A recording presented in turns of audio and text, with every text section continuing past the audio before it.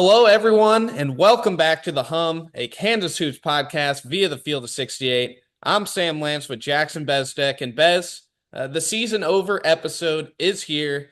We knew it was coming soon, but we were not sure how soon it would be, but here it is, not too long after Kansas's first game in the NCAA Tournament, which they lost to Arkansas, so we're going to dive into this Arkansas game, what went wrong, and just kind of what went wrong overall this season. So let's do this. Episode 69 of The Hum coming right up next.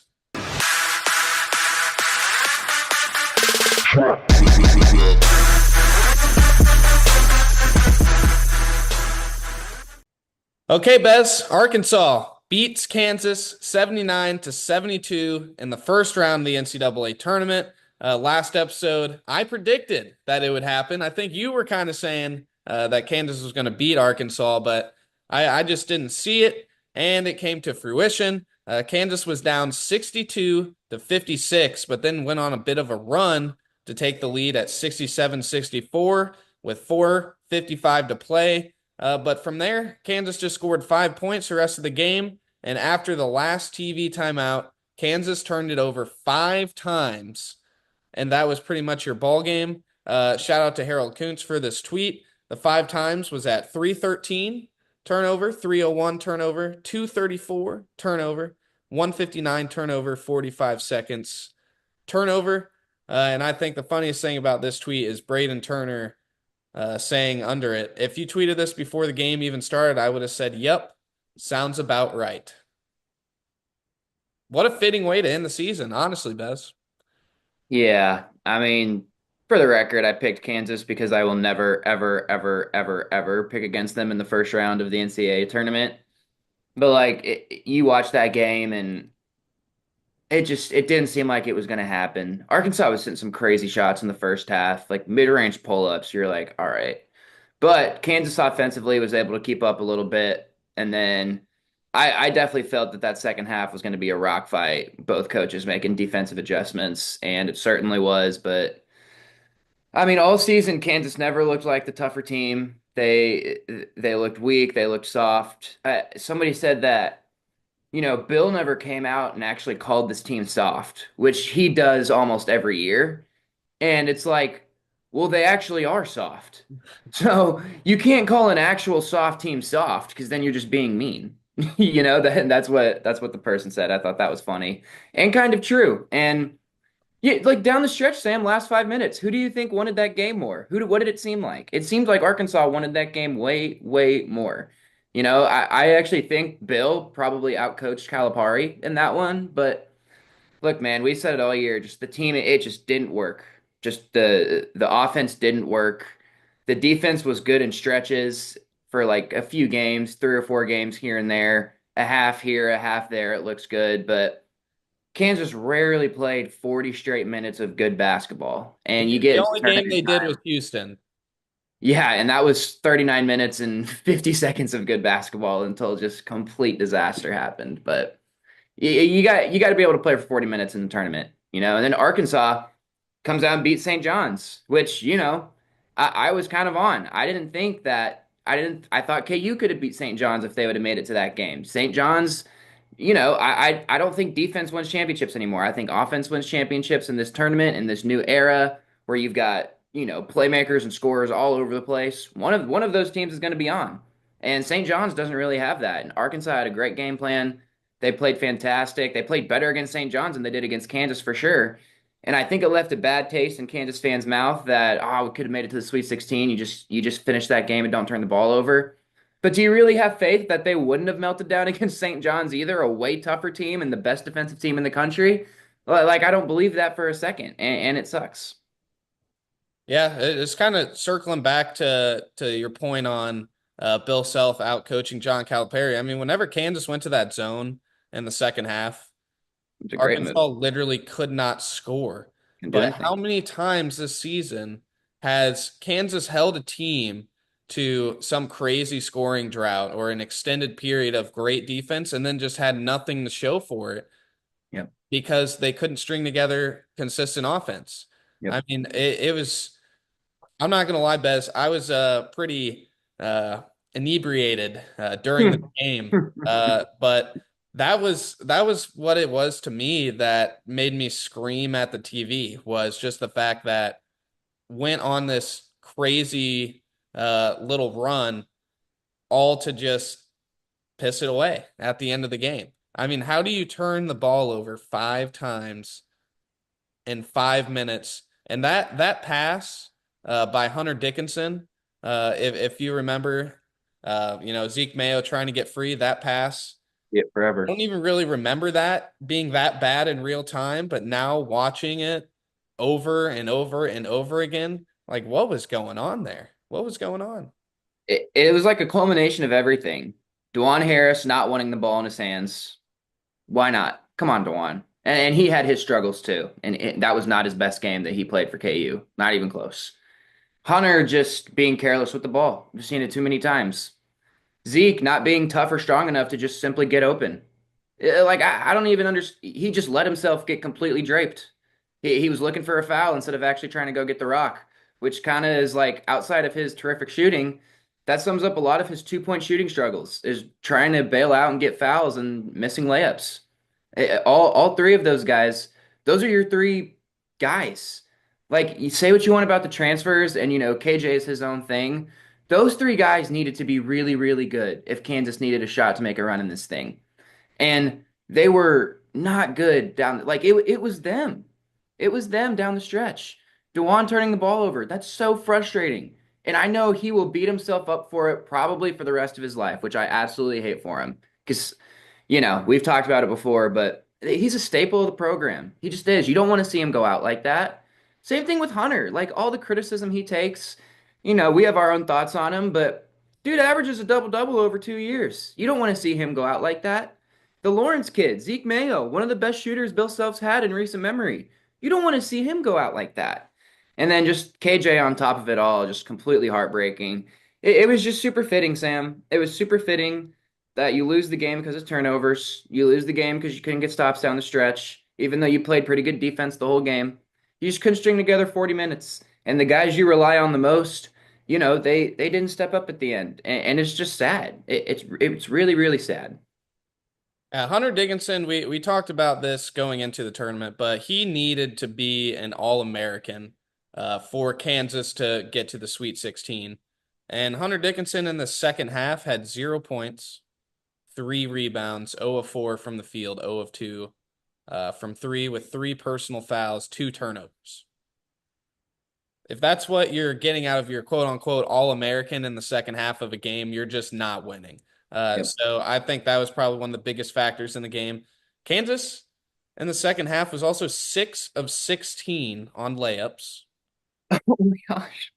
6 of 16, 3 of 3 on dunks, pretty good, but Oh uh, my gosh. points per possession, I point didn't. 848, and the turnover percentage was almost higher than Kansas' scoring percentage Oh, in that second half. oh. I didn't know the layup stat. That's awful, man. That is That so actually bad. might have been the game stats here because they're not changing from half to half.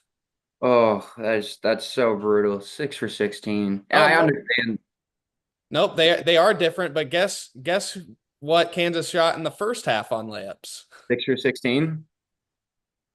So you missed 20 layups? God, I get they're not, wide open layups like you're going through contact. Arkansas has length, They but do. Like, you got it. They got tall dudes, they got long arms, but man, does that not completely sum up just the lack of shot creation and the lack of just, being able to put pressure on the rim? That just sums it up right there, man. Ugh. I didn't know that. I could have died not knowing that. That's unfortunate. yeah.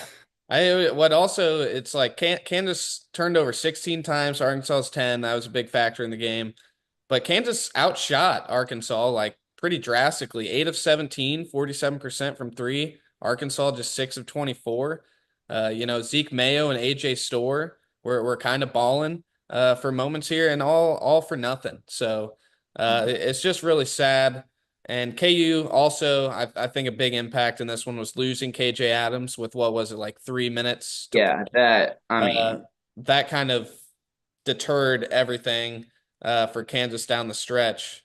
We'll have, his update later in the show, but I want to wrap up Arkansas. Bez, if you have any more thoughts, feel free to chip in before we go to this. But I want to ask you, do you think this is the worst team in the Bill Self era? Because you have been around following it really closely for a lot longer than I have. It's not even close to me. It's really not. That, we'll talk about this, but last time you lose in the first round, 06 to Bradley. Those first couple years, Self wasn't ripping off one seeds necessarily, but he still had, All-Americans, Wayne Simeon, guys like that. And, even on that '06 team, those young guys, Brandon Rush, Mario Chalmers, it was that nucleus.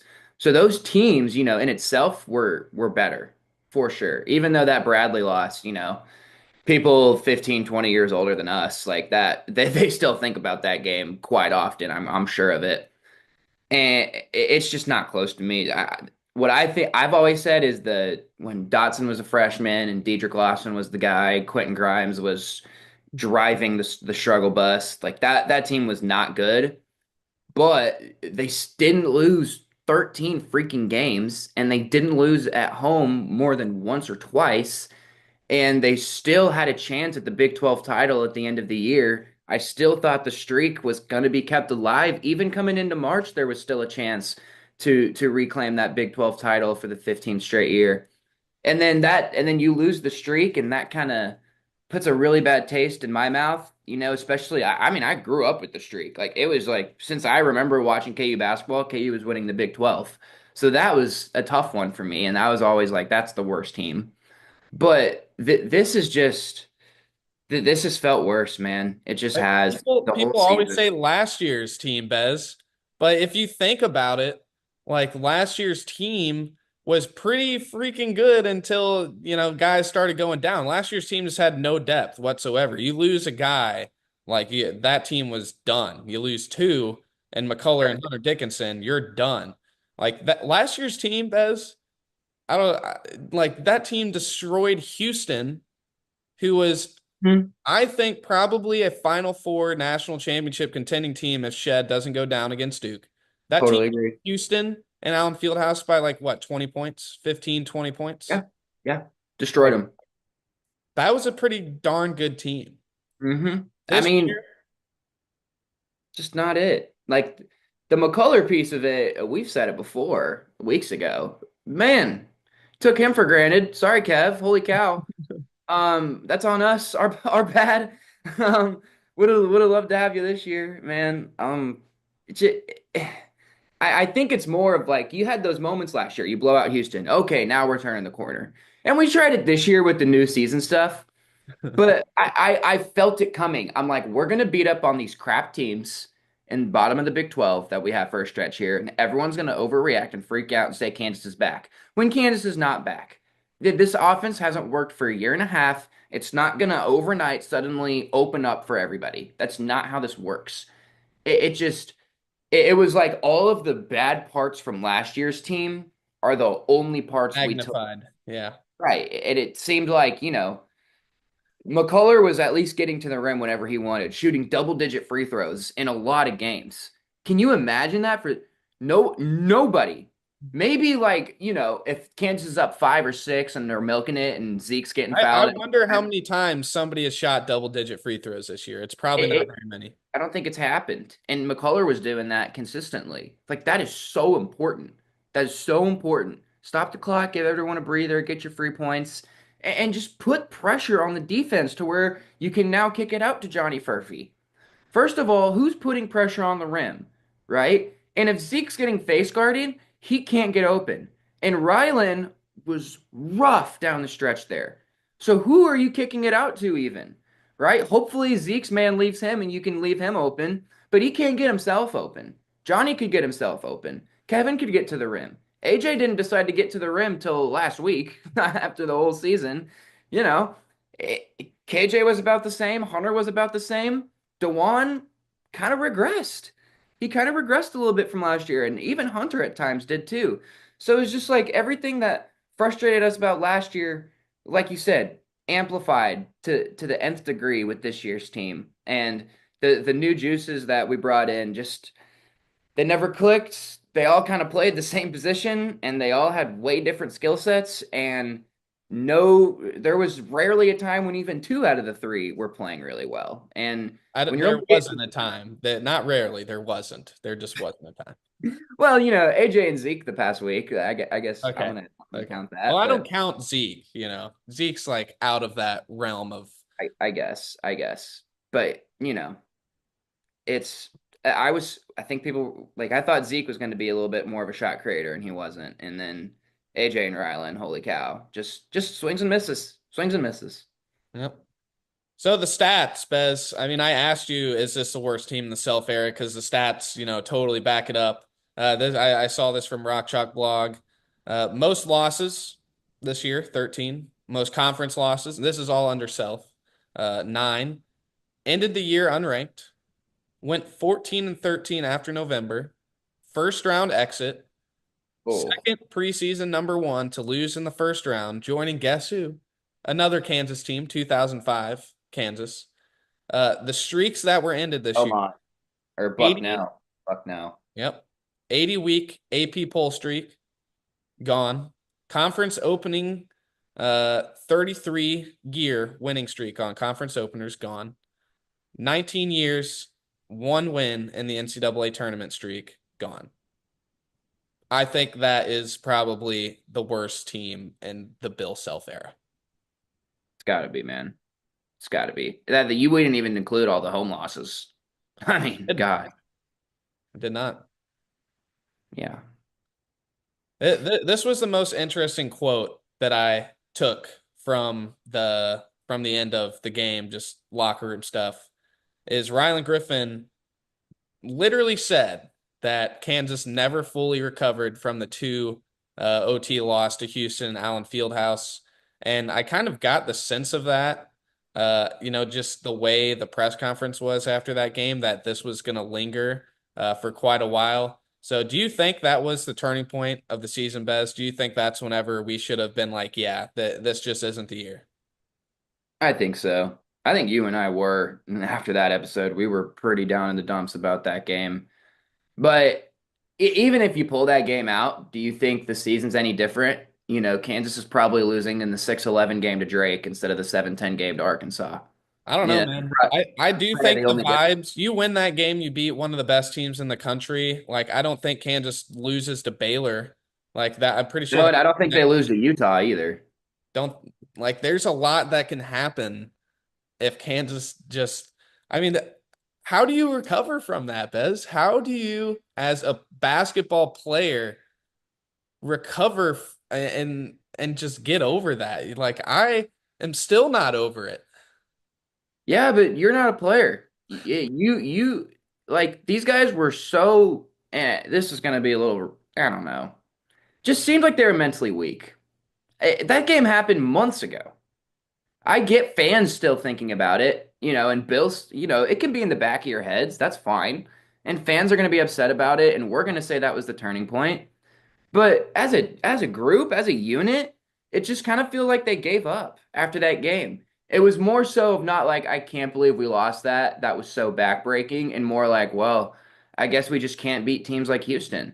That seemed to be more of the takeaway from the locker room. And then after that, you've got, the locker room was a problem. Self said it himself. The BYU Utah trip.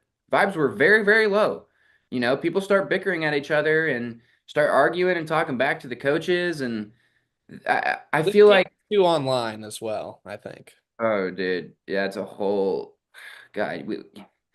Yeah, yeah, we can just leave it at that. Just get off Twitter, guys. Are you serious? Are you serious? That's so ridiculous. But you're right. It was backbreaking, and the human aspect of it. It's tough to come back from that. But you play in Allen Fieldhouse, you play for Kansas, you play for Bill Self. You're supposed to be wired a little bit differently than Sam Lance and Jackson Bezdek are. That's the whole point of this. You have to be wired a little bit differently, and this team wasn't, and that's why they're the worst ever. Yeah, that's going to be the bow, pretty much on talking about this season. There are two more things that we need to talk about. we're going to kind of tease our roster construction episode, which is going to be coming later on this week. But we have to talk about KJ Adams really quick first. Tore his Achilles. Really, really sad to hear about. This is what Self told the KC Star. Said, quote, he'll have surgery sometime this week. It is terrible. It's an awful way to end a really good college career. The thing that is most frustrating and the saddest thing is probably it delays a year and what he'll do with his future. I anticipate him sticking around KU and we'll find him and we'll find something for him to do until he gets healthy. KJ, get better, man. I mean, a torn Achilles, it's about as rough as it gets. And to go out with that and a loss is it's rough, man, for a guy who gave literally everything he had to Kansas, who literally got on a plane to help Kansas in what was that, the Bahamas, like days after his mother died. Uh it's really sad. It is. Easily the worst part of the season, man. Easily. And this is, like we said, the worst season ever. KJ getting hurt's the worst part of it. 100%. It's his last game ever as a Jayhawk. He's a legendary Jayhawk, dude. I don't care what the numbers say. I don't care that it wasn't a good stretch his last 4 years outside of year one. I don't care, man. He brought so much energy to the Fog, to the team, in stretches where nobody wanted to bring energy, in stretches where you had guys with really bad attitudes, transfers coming in, not producing and bringing down everybody else at times. KJ never let anybody bring him down. He only lifted people up. He cared about the university. You ever see him on campus, he's the nicest guy in the world. Yeah. Always down to say hi. Just super genuine person. It's not fair. It's really not. And I still think there's a Europe career for him out there, but I was excited for it to start this summer. And Yeah. I know he was too. And just he just really defined, everything that we can ask for as fans. Just play hard and give a crap. That's all we need. Because we know you guys are talented. That'll come. We'll make shots eventually. But just give a damn. And put it all out there every night. And KJ did more than that. So this is really unfortunate, but he's going to be a lot of kids, younger than us. He's going to be their favorite Jayhawk for a long time just because of the energy and the passion, and And who knows that's with what the it means to be a portal? Jayhawk. Who knows with the portal how like if there will be another KJ Right, man. Adams We at could be the Kansas. last of a dying breed. Yep. All right, y'all. We're gonna take a quick break here. Whenever we get back at the under four, we're gonna talk about kind of the roster construction for this year. What went right, what went wrong, kind of Kansas's portal ads. Over the past few seasons, and then Self's comments on having to do better in the portal. We'll get to that after this break. There is no sport in America that is more difficult to follow than college basketball. It can be overwhelming. That's where the Field of 68 Daily comes into play. The Daily is your go-to source for injury updates, recruiting news, and transfer portal additions that actually matter. For just $50 a year, get access to the same information that your favorite team's coaching staff is subscribed for. Quality content can be hard to find in the college basketball space. The Daily is here to help you with that. Welcome back, everybody, to The Hum, a Kansas Hoops podcast via the Field of 68. We're now here to talk about a little bit of roster construction, Kansas's struggles, kind of building the roster this season. Self said, I think probably the one of the biggest things that he said after this game was that Kansas needs to do a better job of evaluating talent in the portal, and he's just 100% correct. We're going to go through here really quick Kansas's portal ads and whether we think they were hits or misses. And then we'll bring you the hit rate total and talk about some other things here. So 2021, Kansas brings in Remy Martin, Jalen Coleman-Lands, Joseph Yesufu, and Cam Martin. I would say that Remy ended up being a hit, even though Remy probably wasn't a hit. for most of the season. Ended up being a hit. Jalen Coleman lands. I mean, he was fine for what he was recruited to do, right? Shoot basketball, be a depth piece off the bench. He was fine. Yesufu and Cam Martin didn't work out. We're in agreement there, Bez. So 100%. 100% agreement so far. that's 2 of 4. In 2022, Kansas added one guy, Kevin McCullough, for that team with Jalen and everybody. And I've really, dude, like thinking back, like that team was awesome. KJ at the 5, Jalen, Kevin And McCullough. Like, Phil doesn't get sick. Who knows, dude? yeah, That's probably a run right there. that was a good team. Great. Grady, I mean, man.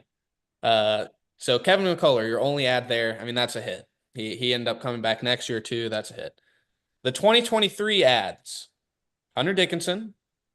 I mean, people will probably argue whether he was a hit or a miss, but Hunter Dickinson was a hit. He Mhm. pretty much averaged a double-double.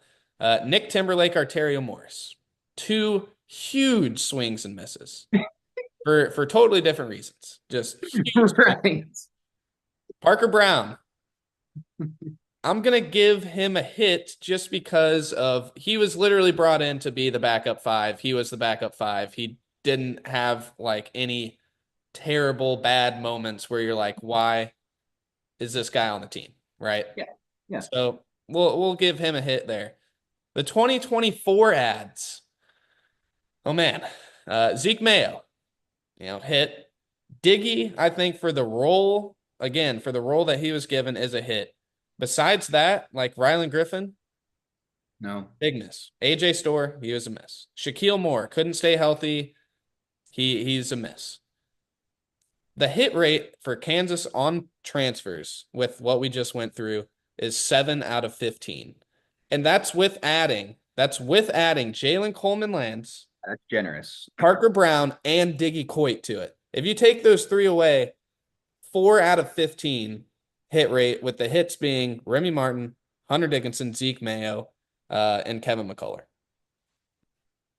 And honestly, I don't want to, but I could make the case that there's only 2 in Remy and Kevin. You're right, dude. You can argue Hunter was not a hit solely off of the fact that you were the focal point of the team for 2 years, and it was the worst 2 years the university's ever had under Bill Self. That's not his fault, but hey, you're the guy. And when you were the guy, we were bad. So what was up with that? Were all 22 of your new teammates bad? Is that what it was? Is it all their fault? Got to be a I little just on I you, just want man. to say this real quick, Bez. I forgot to say it earlier, but Hunter Dickinson in his first 2 years at Michigan under Jawan Howard won 5 NCAA tournament games. He won just 1 in his 2 years at Kansas. Brutal. I remember those Michigan. They were a 1 seed 1 year. Man, those teams were good. They had good guards. And then I mean, I guess Zeke would be a hit. I don't I think it got really his how good he was shooting and how desperately this team needed that swept under the rug how much of a traffic cone he was on defense. I mean, I'm so glad I don't have to watch him guard anymore. But his jumper just pure than pure, man. I mean, it's beautiful to watch, it really is. And Kevin's the biggest hit on the list just because you got 2 years out of him and he was plus plus production both years. Then of course you got Remy, man. Remy saved the season. Remy destroyed the season and then he saved it all on his own. Yeah, the point is though here, like that is a absolutely horrendous hit rate. And for Our best case scenario is less than 50%. That's the point. yes, yes. And Kansas, guess what they have to do with this roster upcoming? They have to fill it out with pretty much primarily transfers. So if under half of them are going to be worth a darn, that is not good for this team. And this is kind of what frustrates me, right?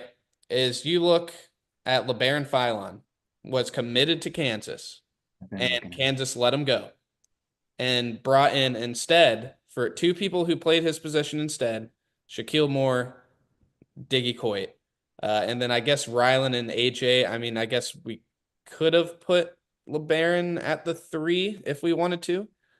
Even though he's a 2 guard, I don't know. It could have been, DeJuan, Zeke, LeBaron, and then KJ Hunt. I would have liked that a lot better than any other combination that was thrown out there this year. So you miss there. You take experience over talent, and then you do it again with Liam McNeely.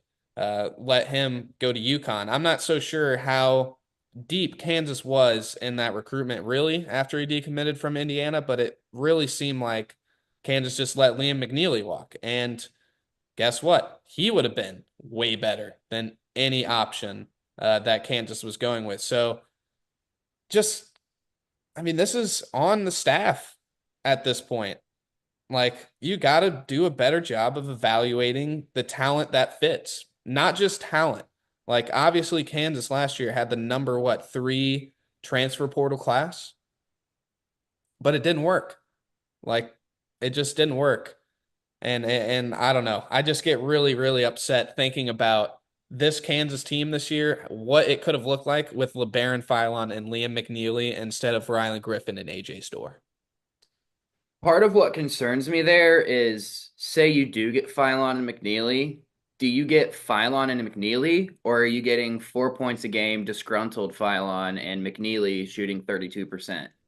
You know, because there's enough evidence here of like, guys that are high level guys that come to Kansas, they just don't stay at that level. I mean, AJ Storr is obviously the biggest example of like what in the world happened there. I mean, just what happened? What happened? And another guy, another Alabama guy, Grant Nelson. You were right there on him too when he went in the portal from North Dakota State or wherever the heck he was. Like that there's a lot of guys out there right now that Kansas was either in the 1 and 2 on in the recruiting process, and just it's all been, nothing's gone right. Nothing's gone right, and at the same time, you have to keep in the back of your head, if Philon does commit here, he's playing behind DeJuan and he's probably playing behind Zeke. I don't think he starts. I think he maybe plays 12 minutes a game and has a crazy short leash. And then he hits the portal after the year anyway, after we all say he sucks. And then he'll go off next year and be awesome. That's what would have happened to him. And that's the actual problem. And I think going into next year, it's a little more positive because part of that problem was Bill's reluctance to move on from Dewan and from KJ and from Hunter. Whether you agree that he had good reason to do it or not, he didn't do it. And everything was so centered around those three that if you were like I need the ball and I need to cook type guy, like Philon is, even though he's a great facilitator, yes, McNeely, same way. But that's the AJ Storr thing of like, okay, what if AJ Storr went to like, let's say Baylor or West Virginia? He probably gets way more shots and plays twice as many minutes No. because it just, that's not who Bill Self is. It's just not his philosophy. And with Dewan and KJ and Hunt just kind of honestly in the way, it prevents things like that from happening. And I don't think we see the LeBaron Philon we're seeing this year for Alabama if he's backing up DeJuan Harris. You're just not going to see that. McNeely may be a little different because shooting wings, those are, you can always find room for those guys, I think. But also, how many shots is McNeely actually getting from three from a team that averaged like 11 attempts from three a game, just completely in the bottom of the country in that? Like, it just, something's got to change. And I think you hit it on the head. I think it's a full staff thing. Full staff. Not Bill Self. The full staff. How long have these guys been together? Right? It's been a long time. Why it something has to change. And I think now it will because you're finally breaking the chains of the Dewan KJ Hunter show. And now you get to actually, Which, by the way, was like in theory never, ever, ever going to work. I do want to say exactly. those three together on the same team playing a lot of minutes was never, Right. ever going to work. Never. No, 100% correct. Like it just wasn't. And it's why you lose in the first round. So now that that's over, maybe there's a reset. But, a lot of the guys on the staff have been doing this as long as Bill has. They're entering the twilight of what they're doing. So now that you finally get a reset, what's that reset going to look like? Are you going to buy into this, shoot threes, actually run a lot of offense, more shots, and guard pretty well for most of the game? Are we going to do that, or are we going to go right back to where we were? We're post touch, post touch, post touch. It's too. We're already behind. You can't go twos against threes, right? It's why the Warriors were so good so fast about a decade ago. It's because they were the only ones shooting threes, and teams can't keep up shooting twos. It's just simple math. And now you watch Alabama, you watch Auburn, you watch Florida, you watch Duke, you watch Texas Tech even. Like these guys play offense really, really hard and have a ton of playmakers and shot makers. So that's the route that Kansas needs to go. And then we'll get into that in our next episode. Yep. The last thing I wanted to leave you guys with, that kind of wraps up everything we just talked about. Rylan Griffin, I'm just going down the list here. Rylan Griffin went from 11.2 points per game at Alabama to 6.4 at Kansas. Diggy Coit, I know, minuscule role, but he went from 20.8 points to 5.2 points. Shaquille Moore, 7.9 to 3.8. Nick Timberlake, 17.7 to 5.2. Remy Martin, 19.1 to 8.6. It's concerning, and I don't know if like all of these concerns get magically fixed this next year, but you got a guy in Darren Peterson to build around, and You at least have a that's guy. about all that's going for Kansas right now. Is Got you a guy. got Darren Peterson to build around, one of the best players, bona fide top 5 NBA draft pick next year. A three for show. But that's a guy, you know? You need a guy and then pieces. And when you're trying to force feed KJ and Hunt and Dewan to be those guys, it didn't work, like we said. But now you've got a dude. You at least have that. So get these other pieces in line. Let's go. All right, y'all. That's all we have for today. Our next episode, we will be going over kind of the roster construction of next year. Who's going to stay? Who's going to leave? How do you build around Darren Peterson?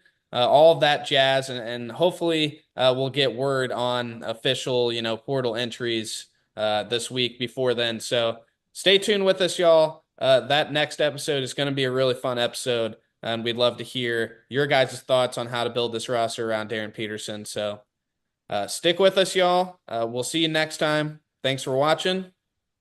Rock Chalk.